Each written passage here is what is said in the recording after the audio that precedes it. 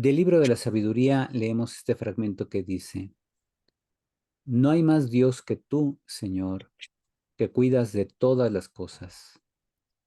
No hay nadie a quien tengas que rendirle cuentas de la justicia de tus sentencias. Tu poder es fundamento de tu justicia, y por ser el Señor de todos, eres misericordioso con todos. Tú muestras tu fuerza a los que dudan de tu poder soberano, y castigas a quienes, conociéndolo, te desafían. Siendo tú el dueño de la fuerza, juzgas con misericordia y nos gobiernas con delicadeza, porque tienes el poder y lo usas cuando quieres. Con todo esto, has enseñado a tu pueblo que el justo debe ser humano, y has llenado a tus hijos de una dulce esperanza, ya que al pecador le das tiempo para que se arrepienta. Palabra de Dios. Alabamos, Señor. Muy bien, pues tenemos este primer texto tomado del libro de la sabiduría que, como sabemos, el libro de la sabiduría se redacta en Alejandría de Egipto, en manos de algún rabino, seguramente judío, pero que se ve en la necesidad de escribir este libro en griego, porque pues, la mayoría de los judíos que viven en Alejandría hablan griego, ya no se habla el hebreo de tiempos de los profetas. Y pues como están fuera de la región de Palestina, pues desconocen también el arameo, que es el idioma local de Palestina. También sabemos que el autor del libro de la sabiduría es un hombre que sabe recopilar de la sabiduría hebrea y de la sabiduría griega los elementos necesarios para orientar a los lectores, para recordarles que bien, el Dios de Israel es un Dios misericordioso, un Dios que manifiesta su omnipotencia, sobre todo a través de una actitud de paciencia con la creación. Así nos muestra que Dios no es como nosotros los humanos.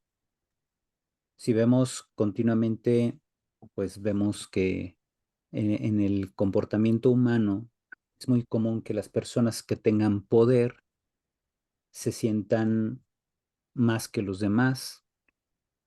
Las personas que tienen poder muchas veces manipulan a los demás, a los que tienen como súbditos, a los que, pues si no obedecen, o los mandan a la cárcel, o les quitan dinero, o les echan las culpas de las cosas que salgan mal. En cambio, Dios, que es todopoderoso, que ha creado el cielo y la tierra, el Dios que ha creado también la condición humana, pues conociendo nuestras fragilidades, nos tiene infinita paciencia, compasión. Por eso pongo aquí algunas ideas que nos pueden ayudar a ir comprendiendo el sentido de este texto de la sabiduría. El autor de este libro reflexiona sobre la omnipotencia de Dios y la considera fundamento de su misericordia. ¿Por qué es misericordioso Dios? Precisamente porque todo lo puede. Ujú. Veamos nuevamente el texto aquí como dice: Tu poder es el fundamento de tu justicia y por ser el Señor de todos, eres misericordioso con todos. Así que el fundamento de la misericordia es la omnipotencia. Ujú. Siendo que Dios lo sabe y todo lo puede, comprende que las criaturas son limitadas y no puede exigirles perfección absoluta, porque perfecto es solo Dios. Nosotros los humanos vamos creciendo y madurando precisamente gracias a que somos imperfectos. Nacemos en la imperfección y lo más perfecto de nuestra condición humana es precisamente que seamos imperfectos, porque eso nos permite crecer, madurar, eso nos permite ir comprendiendo y admirando las obras de Dios, nos permite crecer en realismo, de darnos cuenta que no somos más que nadie y eso nos enseña la humildad. El ser humano, aun siendo una criatura portentosa y que es imagen y semejanza de Dios, padece muchas limitaciones y continuamente peca. Vemos, por ejemplo, que nuestro cuerpo está lleno de miles de millones de células que todas hacen su trabajo. Las células de la sangre, las células del cerebro, las células de nuestra piel, ¿verdad? De nuestros órganos internos.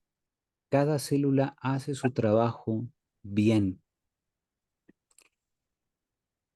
Y eso pues indica que nuestro cuerpo es como el último grito de la moda de todo lo creado, de todo el universo.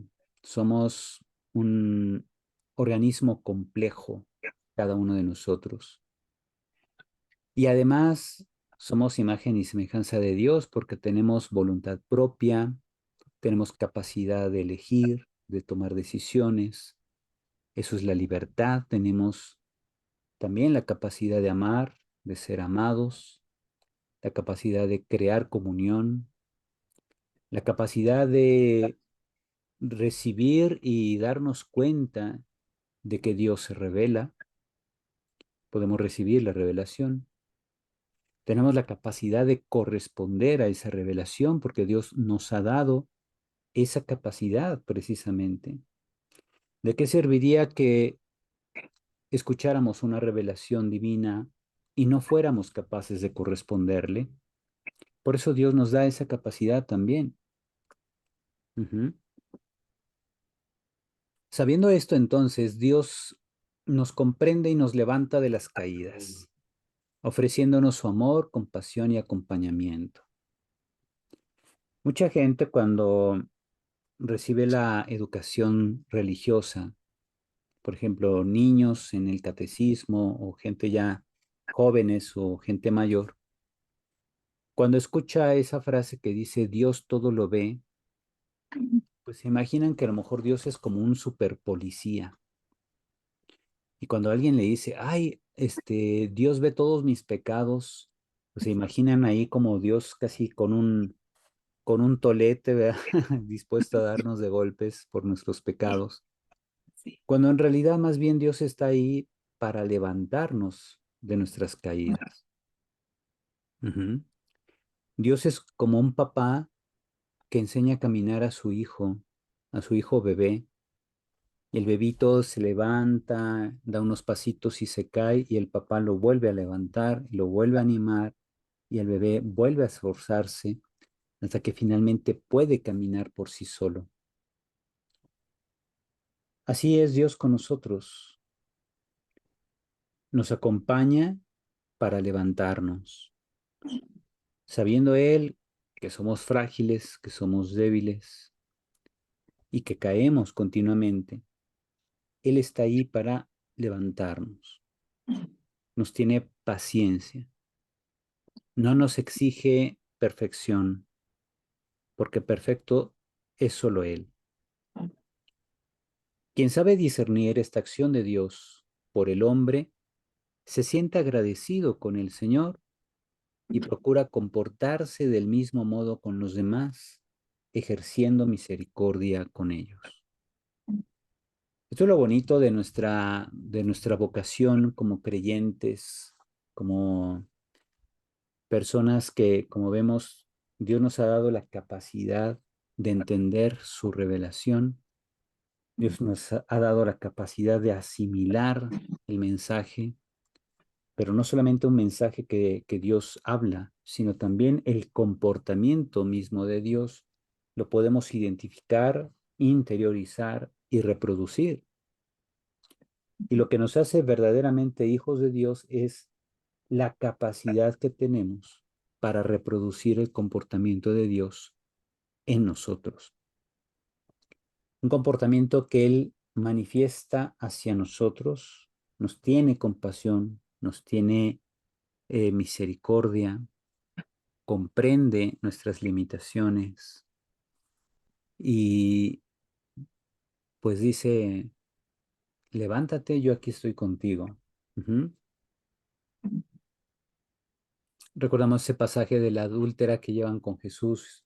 Dicen, esta mujer fue encontrada en flagrante adulterio y después de que Jesús la libra de sus captores y sus verdugos, le dice a la mujer, yo tampoco te condeno, vete y no peques más.